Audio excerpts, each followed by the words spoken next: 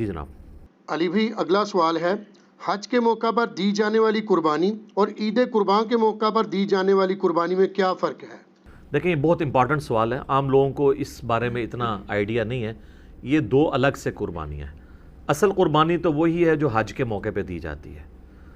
لیکن وہ چونکہ صاحب استطاعت لوگ ہیں جو حج پہ جاتے ہیں، باقی لوگوں کو سنت ابراہیمی کے اعتبار سے اللہ تعالیٰ نے یہ گفٹ کے طور پہ، عبادت کے طور پہ یہ چیز دے دی، عید قربان کی قربانی۔ حج کی جو قربانی ہے اسے کہا جاتا ہے الہدیو یا ہدی، ہم اردو میں بول دیتے ہیں،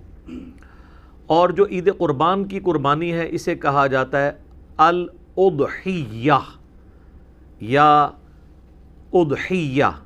اضحیٰ، عید الاضحیٰ، یہ وہی لفظ، قربانی والی عید۔ تو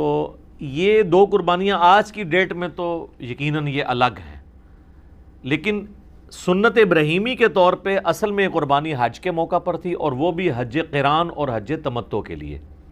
جو سورۃ البقرہ میں آیا کہ جو کوئی ایک سفر میں حج کے دوران عمرے سے نفع اٹھائے تو اسے اللہ تعالیٰ کے حضور قربانی دینی ہوگی، اور جو قربانی کی استطاعت نہیں رکھتا وہ 10 روزے رکھے گا۔ 3 روزے حج کے دنوں میں، یعنی وہ ذوالحجہ کے جو دن آتے ہیں پہلا عشرہ، اس میں بھی 10ویں تاریخ کو چھوڑ کے، اور 7 روزے گھر آ کر،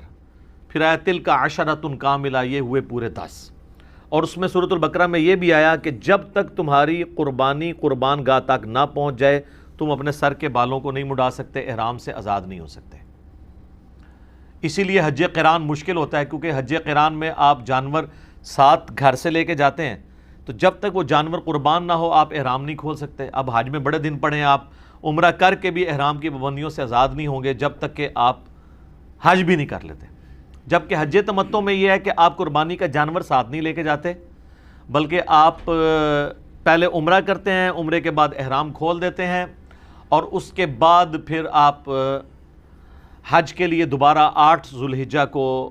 ظہر کی نماز کے بعد احرام باندھ لیتے ہیں اور پھر منی چلے جاتے ہیں۔ لیکن قربانی حج تمتع میں بھی دینی ہوتی ہے، کیونکہ اس میں بھی آپ ایک ہی سفر میں حج اور عمرہ دونوں سے فائدہ اٹھا رہے ہیں۔ مشرکین عرب جو تھے وہ ایک سفر میں حج اور عمرہ کو جمع کرنے کو گناہ سمجھتے تھے۔ نبی علیہ السلام نے اس رسم کو توڑا، اور بخاری مسلم میں الفاظ ہیں، جب صحابہ نے پوچھا یہ ہمارے لیے خاص ہے، آپ نے فرمایا نہیں، قیامت تک کے لیے حج اور عمرہ یوں داخل ہو گیا۔ آپ نے یوں انگلیاں داخل کر کے فرمائی کہ یہ میری امت کے لیے اب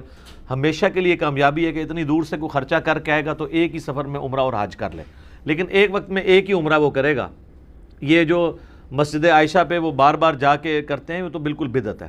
ایک سفر میں ایک ہی عمرہ کرے گا۔ ہاں کوئی مدینہ شریف چلا گیا پھر وہ واپس آیا، وہ الگ بات، وہ کر سکتا ہے۔ تو وہ جو قربانی ہے وہ ہدی کہلاتا ہے، چاہے وہ قران والے ساتھ لے کے جائیں،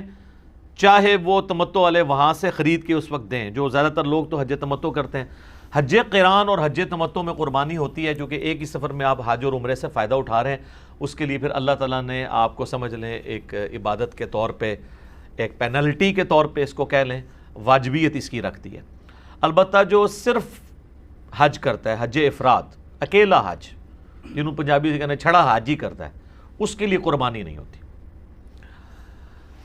اب جو غیر حاجی ہیں ان میں سنت یہ باقی ہے کہ وہ عید قربان کی قربانی کر لیں گے پوری دنیا میں جہاں پہ بھی ہیں، اسے کہا جاتا ہے اضحیہ قربانی۔ یہ حج والی جو عید قربان کی قربانی ہے، حاجیوں کے اوپر یہ قربانی نہیں ہوتی ہے، ان کی اپنی والی قربانی ہوتی ہے، بلکہ حاجیوں کے اوپر تو عید کی نماز بھی نہیں ہوتی، کیونکہ ان کی اس دن مصروفیات ہیں، ان کا وہ ایک مصروف ترین دن ہوتا ہے، کیونکہ وہ رات کو تھکے ہارے جو ہیں وہ 9 تاریخ کو 9 اور 10 کی درمیانی رات کو مزدلفہ میں پہنچے ہوتے ہیں عرفات سے۔ صبح سویرے انہوں نے اٹھ کے نماز پڑھنی ہے فجر کی، اور اس کے بعد سورج نکلنے کا انتظار کرتے ہی آپ نے پھر نکل پڑنا ہے کنکریاں وہاں سے سمیٹ کے۔ تو پہلے دن آپ نے وہ بڑے شیطان کو، جو 3 ہے نا، جو قبلے کی طرف ہے وہ سب سے بڑے والا ہے، اور جو تھوڑے تھوڑے فاصلے کے اوپر ہے، اس کو آپ نے 7 کنکریاں مارنی ہیں، اس کے بعد آپ نے قربانی کرنی ہے، پھر آپ نے سر کے بال مڑوانے اور احرام کھول کے عام کپڑوں میں طواف زیارت کرنا ہے۔ تو حاجیوں کا دن وہ بڑا مصروف ہوتا ہے، اور ویسے بھی ان اوقات کے اندر وہ تو مینا کے اندر ہوتے ہیں، تو وہ جو خانہ کعبہ شریف میں آپ کو سرمنی دکھائی جا رہی ہوتی ہے نا عید کی نماز کی، وہ اس لیے آپ دیکھیں گے وہاں رش نہیں ہوتا، بہت کم لوگ ہوتے ہیں، اس لیے کہ زیادہ تر لوگ تو حج کر رہے ہوتے ہیں وہ وہاں پہ ہوتے ہیں. تو عید قربان کی جو قربانی ہے وہ اضحیہ کہلاتی ہے، عید الاضحیٰ بھی ہم کہتے ہیں اس دن کو، اور جو ہدی ہے یہ قربانی کہلاتی ہے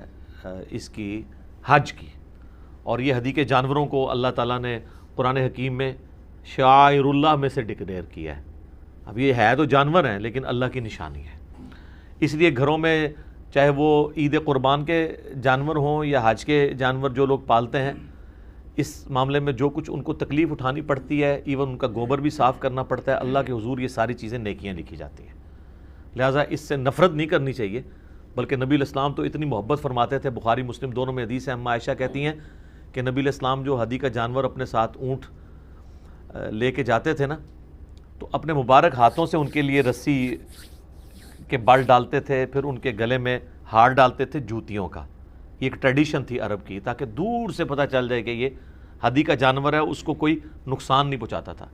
اور ایک اور سنت تھی شعار کرنے کی. شعار یہ ہوتا تھا کہ اس کی کوہان کے اوپر، بخاری مسلم میں آتا ہے، ہلکا سا کٹ لگا کے نا، ہلکا سا، جس سے تھوڑا سا خون نکلے، پھر وہ خون جو ہے نا اس کے اوپر یوں ملا جاتا تھا، وہ خون کا رنگ چڑھ جاتا تھا، جو اس چیز کی نشانی ہوتی تھی کہ یہ اللہ کی راہ کا جانور ہے. تو یہ نبی الاسلام اپنے مبارک ہاتھوں سے،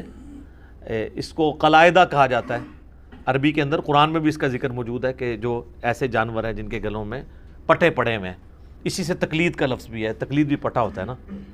تو وہ برے والا پٹا ہے، یہ اچھے والا پٹا ہے. ٹھیک ہے، تو یہ ہدی اور اضحیہ یہ دو قربانیاں ہوں گی. ٹھیک ہو گئی.